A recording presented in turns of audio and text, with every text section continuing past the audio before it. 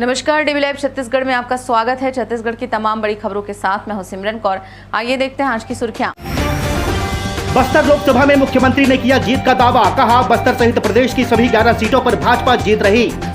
प्रथम चरण के मतदान के बाद वित्त मंत्री ओपी चौधरी का बड़ा बयान। कहा, छत्तीसगढ़ को कांग्रेस मुक्त बनाने बस्तर की जनता ने कर दी शुरुआत।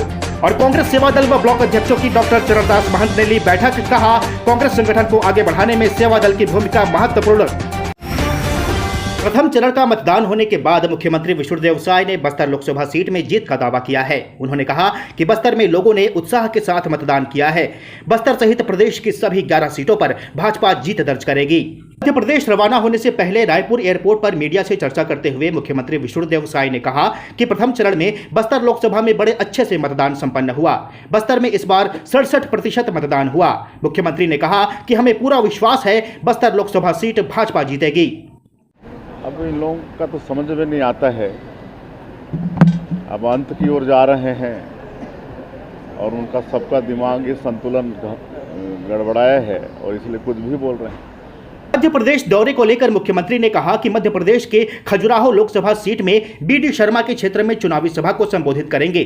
अखिलेश यादव के बयान पर मुख्यमंत्री विष्णुदेव साय ने कहा कि इन लोगों के बयान का कुछ समझ नहीं आता है।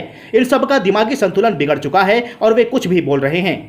प्रथम चरण में बस्तर लोकसभा का मतदान था और बड़े अच्छे से मतदान संपन्न हुआ है और 67% मतदान वहाँ पर हुआ है और हमको पूरा विश्वास है कि बस्तर लोकसभा सीट भारतीय जनता पार्टी जीतेगी। छत्तीसगढ़ में प्रथम चरण के मतदान के बाद वित्त मंत्री ओपी चौधरी ने कहा है कि बस्तर लोकसभा सीट पर भाजपा प्रचंड मतों से विजयी होगी। बस्तर की जनता ने छत्तीसगढ़ को कांग्रेस मुक्त राज्य बनाने की शुरुआत कर दी है। मीडिया से चर्चा करते हुए वित्त मंत्री ओपी चौधरी ने कहा कि बस्तर में प्रथम चरण के मतदान में वहां के लोगों ने उमंग व उत्साह के साथ भाग लिया। यह बस्तर में एक नए लोकतंत्र की ओर इशारा कर रहा है।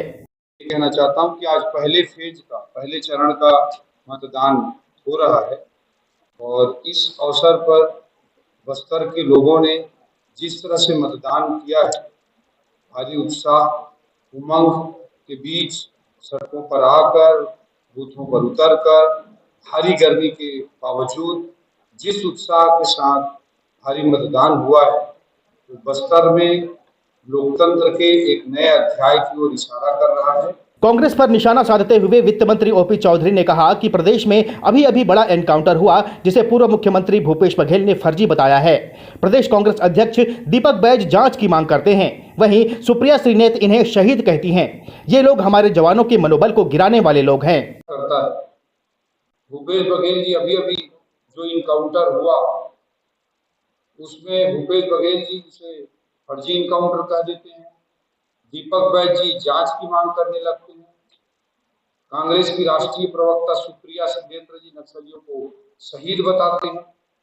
ये वही लोग हैं जो देश की सेना के पराक्रम पर भी सवाल उठा चुके हैं।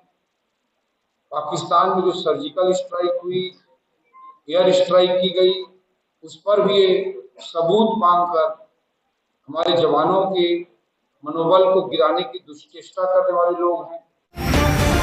छत्तीसगढ़ विधानसभा के नेता प्रतिपक्ष डॉक्टर चरणदास महंत ने कोरबा लोकसभा अंतर्गत कांग्रेस सेवा दल व महिला कांग्रेस सेवा दल व शहर के प्रबंध कार्यकारिणी एवं ब्लॉक अध्यक्षों की बैठक ली। इस दौरान उन्होंने कहा कि कांग्रेस के सेवा कार्यों से लेकर संगठन को आगे बढ़ाने में सेवा दल की भूमिका हमेशा से महत्वपूर्ण रही है। कांग्रेस सेवा दल की बैठक के दौरान नेता प्रतिपक्ष डॉक्टर चरणदास महंत ने कहा कि सेवा दल संगठन कांग्रेस की रीढ़ की हड्डी है। संगठन को आगे बढ़ाने में सेवा दल की भूमिका हमेशा से महत्वपूर्ण रही है।